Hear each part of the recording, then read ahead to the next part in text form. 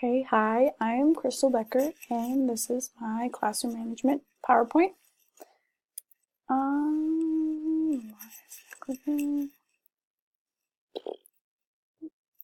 Hi, I'm Crystal Becker, and this is my classroom management PowerPoint. So I'm going to start off at the beginning of the school year. The very first few days in my classroom, even like probably first few weeks, depending on how the children are, there won't be any textbook learning in my classroom. I want it to be like a very safe and open environment to where kids will feel comfortable with me and with other classmates. So the very first thing I would do is come up with a set of classroom rules. We'll work on coming up with them together and make a poster and hang it up on the wall. And then also have the students come up with consequences if these rules aren't being followed, so they are participating in this. I would also come up with some expectations after they come up with what they can think of. I would also add on things that they have left out, be smart, be safe, things like that. I would also have a classroom tour of everything that I have in my classroom and go over like what everything is and how you would use it, and also when a good time to use these things are, so they know where and when they can be there. So they, yeah, so they just know. I also would do a lot of name games and icebreakers and activities for the students to know each other better, and for me to know students better as well. There's some really good ones here that I absolutely love. I come from poem is an activity that students can do that help me learn more about their background and their family and things like that. One of my favorite projects is I Wish My Teacher Would Know. Depending on the age group, the students will write about something that they want me to know, and this is something that only I will read, so they can feel safe and secure about telling me things that for me to know.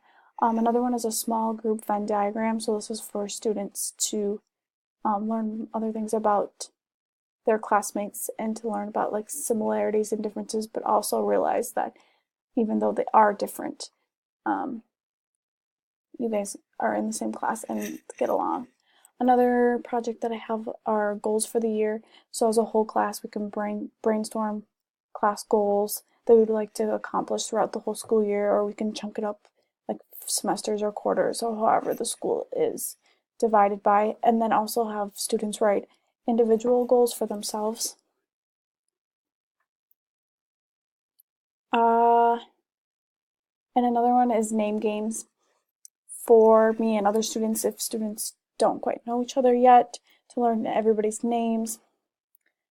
Some of them are pretty silly, like link your name with an animal. So my name would be Crystal, so I could do like I'm Crystal the cheetah and go around and do things like that. Communication with parents.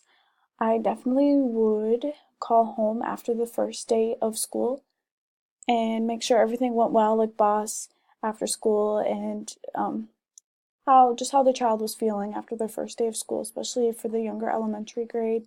Mr. Merkowitz from WK actually brought that up at the teacher panel, and I really, really liked that idea. So I definitely will be using that in the future. I also will call home if a student did something very well. This is also something Mr. Merkowitz brought up. When teachers usually call home, it's something negative. So I think it would be nice for parents if they get a call home about their student doing something very well. But I also would call home if I felt the need, if a child was misbehaving, if I felt the need for the parents to know what was going on.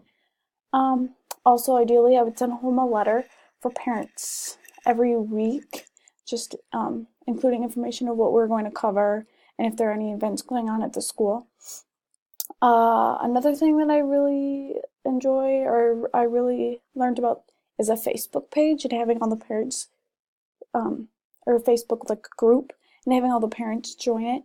Right now in the classroom that I'm at, the teacher has a Facebook group and he absolutely loves it, and he says it makes things so much easier to stay in contact, and he can post like homework assignments daily on there so the parents know if their kids have homework every day. He posts announcements, and he can post pictures from the classroom and activities that they do in the classroom. And he said it works very well, and he hasn't had any problems with it. The structure of my classroom, I will always have the schedule written up on the board somewhere so the students know what to expect. The schedule will most likely remain the same unless something comes up and it needs to be changed. The board will have the exact times, so like 8 a.m. morning meeting, 8:15 math. Like, it won't be super detailed, but they'll know what to expect. This board will also have their lunch options for the day, where they're going, like if they have art, PE, any other activities like that, and any other announcements that we have going on for that day. In the morning when students arrive, I like having the lights low and there to be soft music playing. I actually learned this when I did my immersion days this semester. It starts the students off very calm if you have the lights low and very calm music playing, and you have them work quietly by themselves on like a morning activity or a morning like a morning workshop up on the board, and have them write it down in their notebook, and then meet at the carpet at like 15 minutes or 5 minutes, however long you want them working on the activity, and have them meet for a morning meeting at the carpet, and just kind of go over everything for the day and go over the schedule and things like that. So we start off the day very calm and very just very structured. Misbehavior in the classroom. Something at the teacher panel that really stood out to me and I think is really awesome is if a student is misbehaving or doing something that is distracting to you, but they aren't distracting any others from learning, just to learn to let it go and to just keep going with it. Because it could be annoying to you as a teacher, but if they are not distracting the students around them and they are still learning, they might need that extra tapping their pencil or something like that.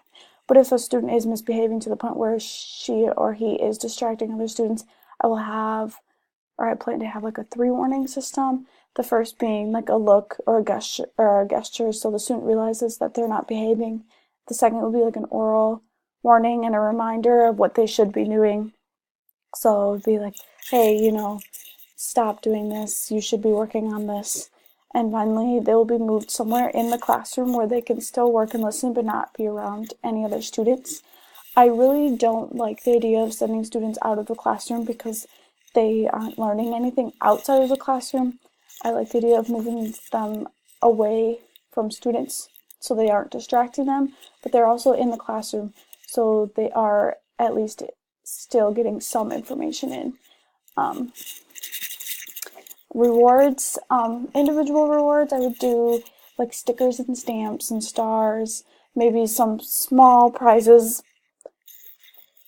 candy if there are no allergies and things like that. Even some lunch dates where I could take students out to lunch, but also be aware of allergies and sugar levels and things like that.